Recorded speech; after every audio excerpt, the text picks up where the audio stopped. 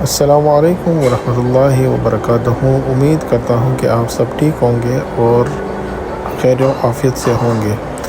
ये निसान गाड़ी है, निसान सनी गाड़ी है, पुरानी मॉडल है। इसमें प्रॉब्लम ये है कि ये 2 वर्कशॉप से होकर आई है। प्रॉब्लम ये है कि गाड़ी स्टार्ट नहीं हो रही। तो सबसे पहले इसका फ्यूल चेक कर लिया और कोयल का करंट चेक कर लिया, क्योंकि फ्यूल तो आ रहा था लेकिन कोयल में करंट नहीं आ रहा था।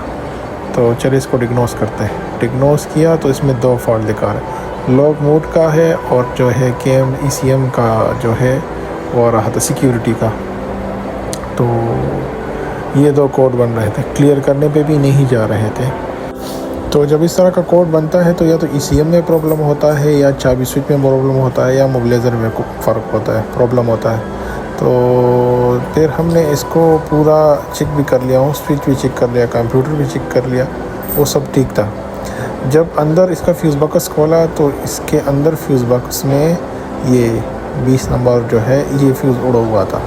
तो जस्ट इस फ्यूज़ को चेंज कर दिया है और गाड़ी का स्विच ऑन कर दिया, कोड चला गया, कोड क्लियर हो गया।